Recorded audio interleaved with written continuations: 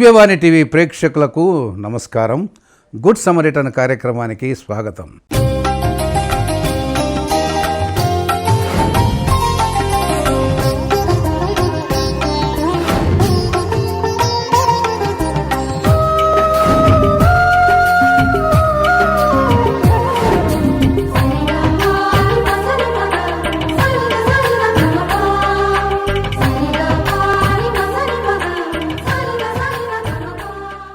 ఈరోజు మనం ఒక ప్రాముఖ్యమైనటువంటి మానవ సేవ చేసే ఒక జెస్విట్స్ నడిపించే ఒక తారా చిల్డ్రన్స్ హోమ్లో ఉన్నామండి. ఇక్కడ గత 24 సంవత్సరాలుగా ఫాదర్ జోస్ మాథ్యూ గారు నడిపిస్తున్నటువంటి ఈ యొక్క గొప్ప మానవ సేవ ఎంతో దేవుడు మెచ్చదగినది, దేవునికి మహిమకరంగా, దేవునికి ఎంతో దీవెనకరంగా ఒక జెస్విట్ గురువులు ఫాదర్ జోస్ మాథ్యూస్ గారు ఈరోజు మనతో ఉన్నారు. అసలు ఈ యొక్క సేవ చేయడానికి ఈ యొక్క ముఖ్యంగా వీధి బాలులను చేరదీసి వారిని ఆదరించి వారిని హక్కున చేర్చుకొని మరి ఎంతో విశిష్టమైన ఈ మానవ చేస్తున్న ఫాదర్ గారు నిజంగా ధన్యులు.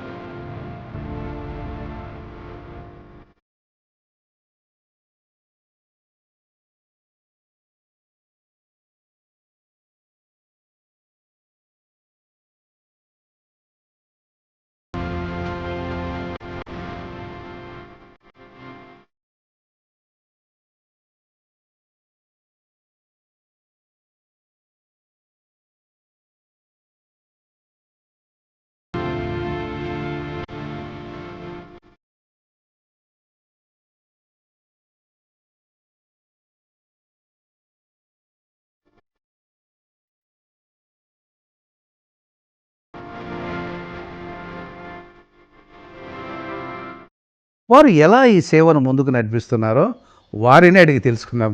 ఫాదర్ గారు వందనాలు. మీరు చేస్తున్నటువంటి ఈ యొక్క విశిష్టమైన మానవ సేవ ఒక గురువుగా ఎప్పటి నుంచి చేస్తున్నారు? ఒక జెస్విట్ యేసు సభ గురువుగా ఈ యొక్క తపన, ఈ సేవ చేయాలనే మనస్తత్వం మీకు ఎలా వచ్చిందో మా దివ్యవాణి టీవీ ప్రేక్షకులతో పంచుకుంటారా?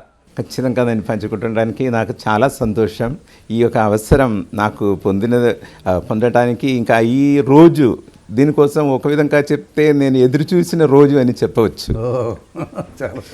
ఇది ఎలా జరిగింది, ఎలా స్టార్ట్ చేసిందంటే నాకు గుర్తు వచ్చినది ఏంటంటే, నేను తర్ఫీదులో ఉన్నప్పుడు, అంటే ఒక బ్రదర్గా ఉన్న టైంలో పూనాలో ఫిలాసఫీ చదువుతున్న టైంలో ఒకరోజు సాయంత్రం నేను ఈవినింగ్ వాక్గా అలా నేను నడిచి వెళ్తుంటే ఆ స్ట్రీట్ పేరు ఏంటంటే బుధవార్పేట్.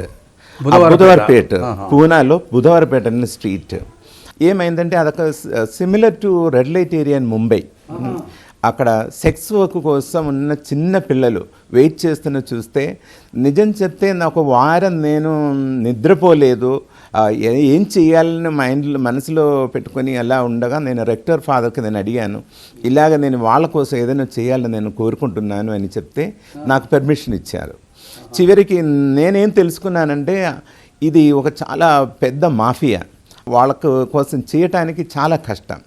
ఆయన పెట్టి కూడా నేనేం చేశానంటే అక్కడ పూనా రైల్వే ప్లాట్ఫామ్లో ఉన్న పిల్లల్ని చూడటం, వాళ్ళ కోసం ఏదైనా చేయాలని వాళ్ళతో పలకరించి తర్వాత వాళ్ళని ఒక 5గురిని నేను ముంబైలో స్నేహ సదన్ అంటే జేసఫా గురువులు ఇలాంటి పిల్లల కోసం సేవ చేస్తున్న సెంటర్లో నేను పంపించాను.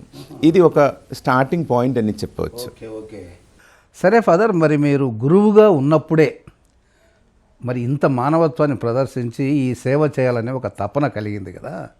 మరి మీరు గురువుగా ఎప్పుడు అభిషేకింపబడ్డారు? ఈ పిల్లల సేవను ఎలా మొదలుపెట్టారు? చాలా విచిత్రంగా ఆశ్చర్యంగా ఉంది ఫాదర్ మీ యొక్క జీవిత సాక్ష్యము. పూనాలో నేను ఫిలాసఫీ చదివిన తర్వాత మళ్ళీ నేను ఢిల్లీలో థియాలజీ చదువుతున్న టైంలో 4 సంవత్సరాలు అక్కడ New Delhi old Delhi railway platform వెళ్ళటం, వాళ్ళ గురించి ఇంకా ఎక్కువ తెలుసుకోవటం, ఇదంతా అయిన తర్వాత 2000 డిసెంబర్ 29 నాకు ఆర్డినేషన్ జరిగింది.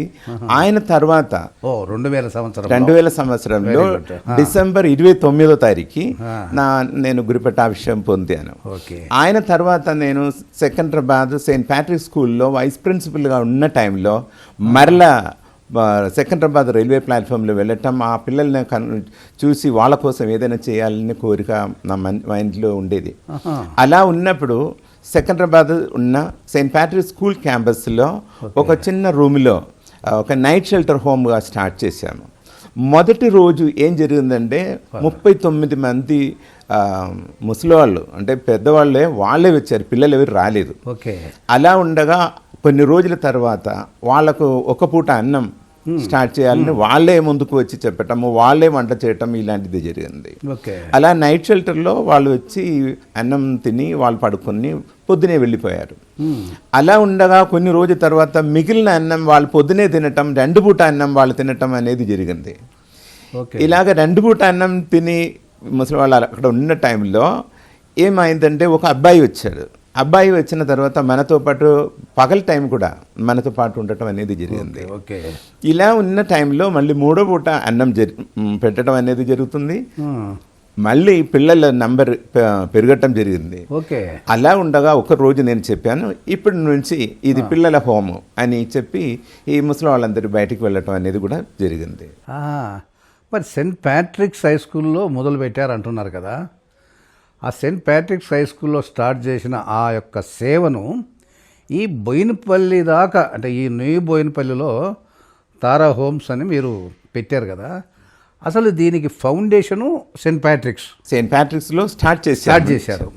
ఇక్కడ ఎలా మొదలైంది, ఎంతమంది పిల్లలతో మీరు దీన్ని మొదలుపెట్టారు, మరి జెస్విట్స్ సభ ద్వారా ఇంత పెద్ద క్యాంపస్లో ఇంతమంది పిల్లలు వారి యొక్క భవిష్యత్తును మీరు తీర్చిదిద్దున్నారు, ఇదంతా ఎలా సాధ్యమైంది ఫాదర్? ఒక విధంగా చెప్తే స్టార్టింగ్లో కూడా నా మైండ్లో ఉండేది పిల్లల కోసం సేవ చేయాలన్నది నా మనసులో ఉండేది. ఆయన పెట్టి కూడా స్టార్టింగ్ ప్రాసెస్ అనేది ఒక చిన్న విత్తు, ఒక చిన్న చెట్లు, మళ్ళీ ఒక అలాగా బీజం వేసి అలాగా పెరిగినట్టు అని చెప్పవచ్చు. ఎందుకంటే స్టార్టింగ్లో నేను చెప్పినట్టు పిల్లలు వచ్చినప్పుడు వాళ్లకు ఇవ్వటానికి బట్టలు కానీ ఏమి ఉండేది కాదు. మదర్ తెరేసా హోమ్లో ఉన్న గర్ల్స్ డ్రెస్ తీసుకొని వచ్చి దాన్ని కట్ చేసి పిల్లలకు, అబ్బాయిలకు ఇచ్చాను. ఇది నా స్టార్టింగ్ పాయింట్. ఎందుకంటే డబ్బు సొసైటీ నుంచి నేను తీసుకొని కాదు, ఒక్కొక్కరు కూడా వచ్చి వాళ్ళని చూసి, నిజం చెప్తే ఆ టైంలో ఒక విజిటింగ్ కార్డు కూడా నా దగ్గర ఉండేది కాదు. ఒక్కొక్కరు వచ్చినప్పుడు నేను చెప్పాను, మీరే నా విజిటింగ్ కార్డు, మీకు తెలిసిన వాళ్ళని మీరు తీసుకొని రండి అని చెప్పి వాళ్ళు ఒక్కొక్కరు నోటి ద్వారా వేరే వాళ్ళకి చెప్పటం, ఇలాంటిది జరిగింది. నా మనసులో ఒక విధంగా చెప్తే బైబిల్లో ఉన్న ఒక స్టోరీ చెప్తే, ఆ నీళ్ళ కోసం ఈ ప్రభు ఒక ఆమెకి అడిగినప్పుడు ఆమె ప్రభుని కనుక్కున్నారు. తర్వాత నీ పోయి నీ ఇంట్లో ఉన్న వాళ్ళని తీసురా అని చెప్పినప్పుడు ఆ ఊరు వాళ్ళంతా వచ్చినట్టు. ఇది నా బేస్ పాయింట్. అంటే ఇక్కడ వచ్చి మీరు వచ్చి చూశారు, ఇంకా మీరు వెళ్ళి మిగిలిన వాళ్ళకి చెప్పండి మీరు చూసిన గుడ్ న్యూస్ ఏంటనేది, సాక్ష్యం అనేది మీరు చెప్పండి. ఇది నా మెథడ్. బేస్ అంటే ఒక విధంగా చెప్తే ఆ స్క్రిప్చువల్ బేస్ అంటే అదే నా బేస్. అడ్వర్టైజ్మెంట్ చేయటం లేదంటే వేరే వాళ్ళకి చెప్పటం అనేది కాదు. వాళ్ళు చూసినది వేరే వాళ్ళకి చెప్పి వాళ్ళు వచ్చి ఈ పిల్లలకు సహాయం చేయాలి. కాబట్టి ఇది ఇప్పుడు వరకు నేను ఒక ప్రాజెక్ట్ రాసి బయట నుంచి డబ్బు తీసుకొని వచ్చి చేసే పని కాదు. ఇది ఒక మిరకల్. అంటే ఇలా జరుగుతుందంటే ఇప్పుడు కూడా చాలామంది నాకు అడుగుతున్నారు, ఇది ఎలా సాధ్యం? ఇది దేవుని బిడ్డల కోసం దేవుడు చూసుకుంటారు. అది నా యొక్క విశ్వాసం. అలాగా ఒక్కొక్క రోజు గడిచిపోతున్నమాట. చాలా సంతోషం ఫాదర్. ఇంత మరి మామూలుగా అయితే ఒక ఇండివిజువల్ పర్సన్ కానీ ఒక గురువుగా అయినా కానీ ఇంతమందిని చేరదీయడం అనేది, తర్వాత వాళ్ళకు ప్రతిరోజు భోజనము, తర్వాత మీరు తీసుకున్నటువంటి శ్రద్ధ ఎక్కువగా నాకు కనిపించింది ఏంటంటే వారి బంగారు భవిష్యత్తు కోసము ఎడ్యుకేషన్, విద్యా వికాసాన్ని మీరు వాళ్ళలో పెంపొందిస్తున్నారు కదా. దీనికి ముందు ఫాదర్ ఈ బోయినపల్లిలో ఎప్పుడు దీన్ని మొదలుపెట్టారు? 2006లో యాక్చువల్గా ఇక్కడ వచ్చి ఈ బిల్డింగ్ కన్స్ట్రక్షన్ స్టార్ట్ చేస్తామని ప్లాన్ చేసుకున్నాను, కానీ 2011లో ఈ బిల్డింగ్ కన్స్ట్రక్షన్ అనేది మొదలైంది. 2000 మీ ఆధ్వర్యంలోనే? అవునండి, నేను ఇది స్టార్ట్ చేసిన 2002లో ఈ తారా సొసైటీ అనేది స్టార్ట్ చేశాము. తర్వాత 2011లో ఇక్కడ ఈ బిల్డింగ్ ఓపెన్ అయింది. ఓకే. తారా అనే పేరు గురించి అడిగితే యాక్చువల్గా నేను గుంటూరు నుంచి సికింద్రాబాద్కు వస్తున్న టైంలో ఇది స్టార్ట్ చేసినప్పుడు ఏ పేరు పెట్టాలనేది నేను తలంచుకున్నాను. ఓకే. నా మైండ్లో ఏంటంటే చిన్న పిల్లలు అయినా ఈ హోమ్ పేరు పలకాలి, వాళ్ళకి అర్థం అవ్వాలి. కాబట్టి 2 syllable వర్డ్, అందుకే తారా అనే పేరు పెట్టుకున్నాను. కానీ నాకు మైండ్లో వేరే ఇంకొక అర్థం ఉంది, భావం ఉంది. తారా అంటే క్రిస్మస్ స్టార్ కాబట్టి ఆ స్టార్ను చూసి ప్రభువుని కనుక్కున్నట్టు ఒక్కొక్కరు తారా ఎక్కడ ఉందని అడిగి ఇక్కడ వచ్చినప్పుడు ఇక్కడ చూసిన దేవుని బిడ్డలు, నేను చూసింది ఈ పిల్లలంటే దేవుని బిడ్డలం. కాబట్టి తారా అనేది క్రిస్మస్ స్టార్. మనం ఇక్కడ యాన్యువల్ డే జరుపుతున్నది కూడా ఎపిఫనీ సండే, ముగ్గురు రాజుల పండుగ, అదే మన తారా. ఆ తారా అనేది tender home for Anawim rest and awakening society. So tender home for Anawim rest and society అనేది, అనావిమ్ అనేది హీబ్రూ పదం అంటే బెంట్ వన్ పువర్ అనేది. నాకు ఒక్కొక్క పదం దానిలో వాడినప్పుడు కూడా దానికి ఒక ప్రత్యేక ఉద్దేశం ఉంది. ఆ రెస్ట్ అనే పదం ఎందుకు నేను కలిపిందంటే, దారిలో ఉన్న పిల్లలకి, రైల్వే స్టేషన్లో ఉన్న పిల్లలకి పడుకోవడానికి ఒక చోటు లేక, నిద్ర లేక తిరుగుతుంటే వాళ్ళు మన హోమ్లో వచ్చినప్పుడు వాళ్ళు మంచిగా పడుకుంటారు.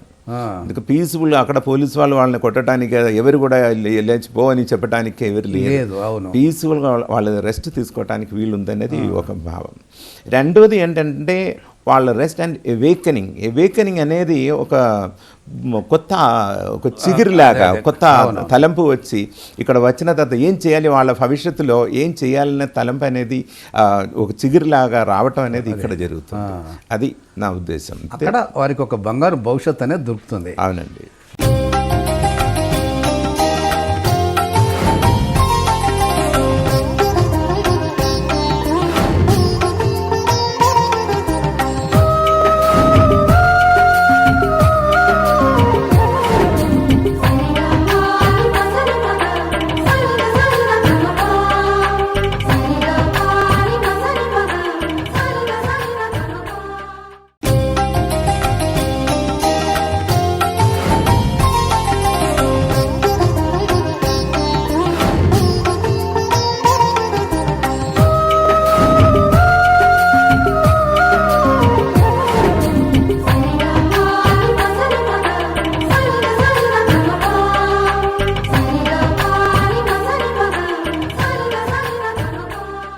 ఈ పిల్లలు అనేవాళ్ళు మీరే, అంటే స్ట్రీట్ చిల్డ్రన్ అంటే మీరు వెళ్ళి పిల్లలను కనుగొని లేదా చూసి తెస్తారా, లేకపోతే దీని వెనుక ఏమైనా ప్రత్యేకమైన ఎవరైనా సంస్థలు కానీ మీకేమన్నా పంపిస్తారా? ఎవరు దీన్ని రన్ చేస్తారు ఫాదర్? ఇప్పుడు స్టార్టింగ్లో అయితే 2002లో స్టార్ట్ చేసిన టైంలో నేనే దారిలో వెళ్ళి పిల్లల్ని తీసుకొని రావటం ఇలాంటిది ఏందో జరిగింది. అయినప్పటికీ కూడా ఇప్పుడు జ్యువెనైల్ జస్టిస్ యాక్ట్ అనేది ఇంప్లిమెంట్ చేసిన కాబట్టి తర్వాత ఇప్పుడు ఎలా జరుగుతుంది, ఇప్పుడు మీరు ఎవరైనా ఒక అబ్బాయిని కానీ ఒక అమ్మాయిని చూస్తే దారిలో కనిపిస్తే మీరు వెంటనే 1098కు కాల్ చేయాలి. 1098 ఇది చైల్డ్ లైన్ నంబర్. ఈ నంబర్ పిలిచిన తర్వాత వాళ్ళు వచ్చి ఈ అబ్బాయి కానీ అమ్మాయిని కానీ తీసుకొని CWC ముందు, అంటే చైల్డ్ వెల్ఫేర్ కమిటీ ముందు తీసుకెళ్తారు. చైల్డ్ వెల్ఫేర్ కమిటీ వాళ్ళు ఆర్డర్ ఇచ్చిన తర్వాత మాత్రమే ఇప్పుడు మనం ఒక అబ్బాయిని హోమ్లో పెట్టడానికి పర్మిషన్ ఉన్నది. ఇది ప్రస్తుతం ఉన్న ప్రాసెస్. ఇక్కడ వచ్చిన పిల్లలు వాళ్ళు ఎలాంటి పిల్లల్ని మనకు పంపిస్తుందంటే 5 years తర్వాత ఉన్న పిల్లల్ని మాత్రమే మన హోమ్లో పంపడానికి ఇప్పుడున్న రూల్. ఆ పిల్లలు కూడా వేరే స్టేట్ నుంచి ఉన్న పిల్లలు అయితే వాళ్ళని ఎస్కోర్ట్తో ఆ స్టేట్లో పంపించాలి.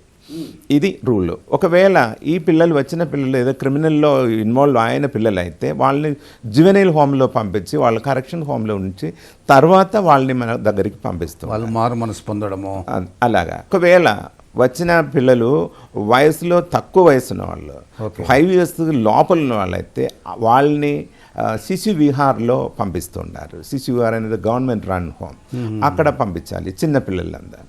ఇంకా అమ్మాయి అయితే అమ్మాయిల హోమ్లో పంపించాలి, అబ్బాయి అయితే అబ్బాయిల హోమ్లో పంపిస్తారు. ఇది ఇప్పుడు ప్రస్తుతం ఉన్న రూల్స్. దాని ప్రకారం మనం రన్ చేస్తూ ఉంటున్నాము. తర్వాత అప్రాక్సిమేట్లీ ఎంతమంది ఈ తారా హోమ్స్లో షెల్టర్ ఆశ్రయం పొందుతున్నారు ఫాదర్? ప్రస్తుతం అయితే మనకు ఇక్కడ ఉన్నది ఒక 70 మంది పిల్లలు ప్రస్తుతం అయితే ఉన్నాయి. 70 మంది. ఇప్పుడు ఆ నంబర్ అనేది మనకు ఏం హోల్డ్ లేదు, అంటే సిడబ్ల్యూసి నుంచి పంపిస్తున్న వాళ్ళు మాత్రమే మనం తీసుకోవడానికి ఉన్నది. ఇక్కడ ఏం జరుగుతుందంటే ఈ పిల్లలు 18 వరకు మనం ఇక్కడ వాళ్ళని సంరక్షణ వాళ్ళకి ఇవ్వచ్చు. 18 తర్వాత వాళ్ళని పంపించాలి. ఆయన పేరు కూడా ఆఫ్టర్ కేర్ అనే ప్రోగ్రామ్ ఉంది. ఆ ప్రోగ్రాంలో వాళ్ళకు మళ్ళీ మనం సపోర్ట్ చేయడానికి వీలుంది. మన దగ్గర ఉన్న పిల్లలు అంటే ఇప్పుడు 5 years నుంచి 18 వరకు ఉన్న పిల్లలు అంటే వాళ్ళు స్కూల్ వెళుతారు, కాలేజీలు వెళుతారు, ఐటీఐకి వెళుతారు. ఇప్పుడు ఈ పోయిన సంవత్సరం ఏమైందంటే 23 మంది స్ట్రీట్ నుంచి వచ్చిన పిల్లలు, ఆ పిల్లలు అస్సలు స్కూల్కి వెళ్లకుండా ఉన్న పిల్లలు, స్కూల్లో వెళ్ళలేదు అస్సలు. అలాంటి పిల్లలు 15 years అయిపోయిన వాళ్ళకు మనం ఇక్కడ అక్షరాలు నేర్పించి ఓపెన్ 10th డైరెక్ట్గా ప్రైవేట్గా వాళ్ళని 10th రాయిపించిన తర్వాత ఈ సంవత్సరం నేను అలాంటి పిల్లలకి నేను ఐటీఐ ఇండస్ట్రియల్ ట్రైనింగ్ ఇన్స్టిట్యూట్లో పంపించి వాళ్ళు శిక్షణ పొందుతూ ఉంటున్నారు. మన పిల్లలు కాలేజీలో చదువుతున్న వాళ్ళు ఉన్నారు, ఇంకా గవర్నమెంట్ స్కూల్ నుంచి. ప్రస్తుతం అయితే మొత్తం మందిని నేను ప్రైవేట్ స్కూల్లోనే పెట్టి వాళ్ళని చదువు వాళ్ళకి ఇవ్వాలన్నది నా ఉద్దేశం. లాస్ట్ ఇయర్ ఒక అబ్బాయికి అయితే డిగ్రీ కంప్లీట్ అయి 95% మల్టీమీడియాలో వచ్చింది. తర్వాత ఈ సంవత్సరం ఆ అబ్బాయి ఒక కంపెనీలో వర్క్ చేస్తున్నారు. అలాగా 18 years అయిన తర్వాత ఉన్న పిల్లలు చాలామంది ఇక్కడ నుంచి బయటికి వెళ్ళారు. చాలామంది పెళ్లి చేసి ఇప్పుడు వాళ్ళకు పిల్లలు కూడా ఉన్నారు. కాబట్టి నాకు ఈ పిల్లలు మాత్రం కాదు, నాకు ఇప్పుడు గ్రాండ్ చిల్డ్రన్ కూడా ఉందని నేను చెప్పవచ్చు. నా పేరు రాజేష్. చిన్నప్పుడే మా అమ్మ నాన్న చనిపోయారు. నాకు తెలిసినప్పుడు మొత్తం మా ఫాదరే నాకు ఎంత చూసుకున్నాడు. Thank you father. నాకు చిన్నప్పటి నుంచి నాకంటే ఏం తెలియదు. మాకు అన్న లేరు, అక్క లేరు, ఎవ్వరు లేరు. మొత్తం మా ఫాదరే, తల్లి తండ్రి అన్నీ నా ఫాదరే. 10th అయిపోయింది, మాస్ కమ్యూనికేషన్ చేస్తున్నా, ఇప్పుడు డిగ్రీ చేస్తున్నా. ఇప్పుడు దాని డైరెక్టర్ అని నా మిషన్, ఇంకో గోల్ ఒకటి. ఎట్లయినా ఎంత కష్టమైనా ఫాదర్ నా కోసం చాలా కష్టపడి చేస్తున్నాడు. Thank you father, thank you so much. ఆయనకి తల్లి కాదు, తండ్రి కాదు, ఆయన బంధువు కూడా కాదు, ఆయన ఫ్రెండ్ కాదు, ఆయన తమ్ముని కూడా కాదు. అయినా సరే నా కోసం అంతగా చేస్తుండు. Thank you so much father. ఇలాంటి సంస్థలు అంటే జెస్యూట్స్ ద్వారా మీరు నడిపిస్తున్నా కూడా ఈ యొక్క ఆర్థికపరమైన సమస్యలు అంటే ఎన్నో విధాలుగా ఉంటుంది. ఎలా ఈ యొక్క ఆర్థిక పరిస్థితుల నుంచి మీరు వీళ్ళందరినీ ముందుకు తీసుకెళ్ళడానికి ఏ స్వశక్తితో మీరు దీన్ని, ఒక నమ్మకం దేవుని మీద భారం అయి ఉండొచ్చు, నేను కాదన్ను, కానీ నడిపించాలంటే కూడా కాస్త ఆర్థికమైన పరిస్థితులు ఉండాలి. మేమైతే చెప్తాము, ఒక లే పర్సన్గా మా కుటుంబాల్లో ఒకరిద్దరు పిల్లలను భోజనం పెట్టి సాకి స్కూల్లోకి పంపించి వాళ్ళ భవిష్యత్తు తీర్చాలంటేనే ఎంతో కష్టం. దాన్ని మీరు ఎలా నిర్వహిస్తున్నారు? నాకు ఏంటంటే ఇదొక మిరకిల్. నేను చెప్తాను, చాలామంది ఈ ప్రశ్న నాకు అడుగుతుండారు. ఓకే, ఈవెన్ ఫాదర్లు కూడా నాకు అడుగుతుండారు, ఇది ఎలా సాధ్యం. నాకు నిజం చెప్తే నాకు దానికి ఒక ఆన్సర్ చెప్పడానికి ఏమి ఉండదు. నేను మామూలుగా అలాంటి వాళ్ళకి నేను చూపించిన నా క్యాలెండర్ చూపిస్తాను.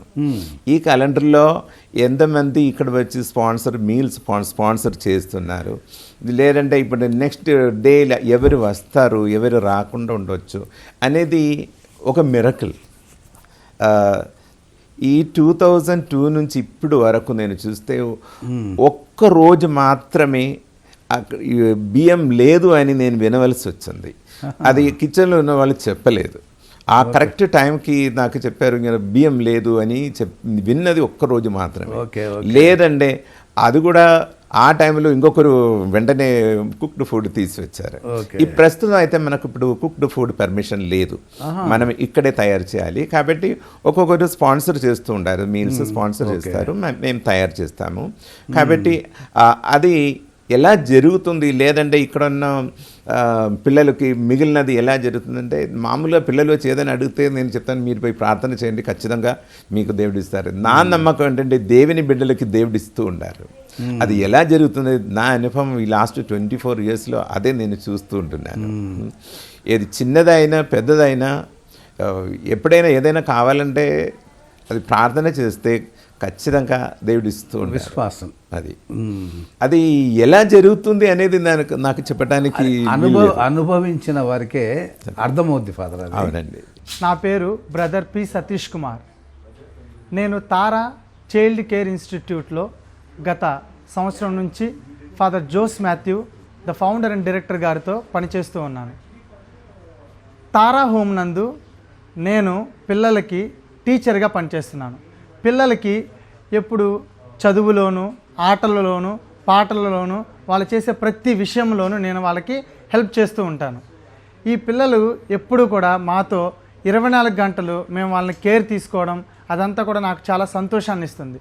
ఎక్కువ శాతం నేను పిల్లలతో వాళ్ళ చదువులో వాళ్ళకి మోటివేషన్, ఇన్స్పిరేషన్ బాగా చెప్పడం అనేది జరుగుతుంది.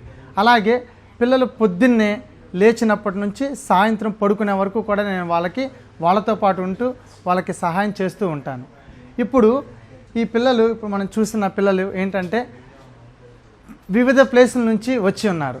వాళ్ళకి కొంతమందికి అనాథలు, కొంతమందికి తల్లిదండ్రులు ఒక్కళ్ళే ఉన్నారు, కొంతమందికి తల్లిదండ్రులు ఇద్దరు ఉన్నా కుటుంబం సరిగ్గా లేనందువల్ల ఇక్కడికి రావడం అనేది జరుగుతుంది.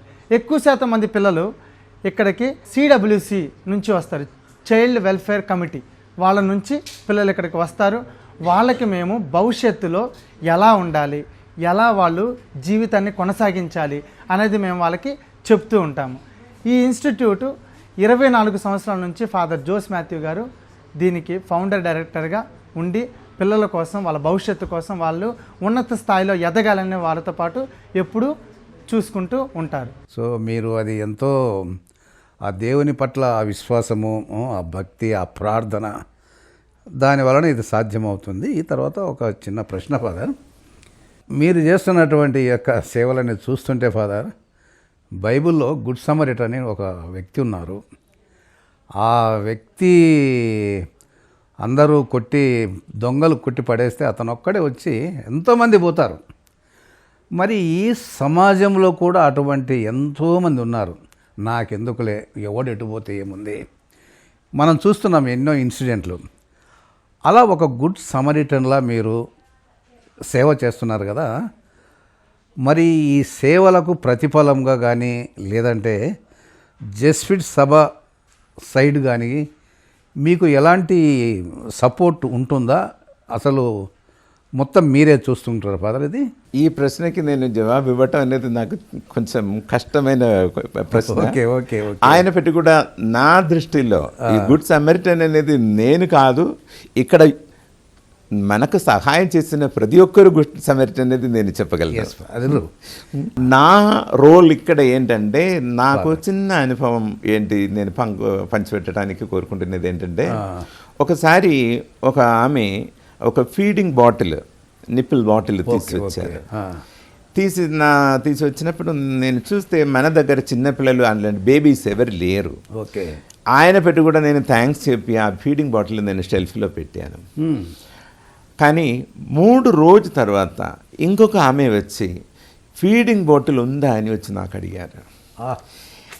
వెంటనే నేను అది తీసి ఆమెకి ఇచ్చాను.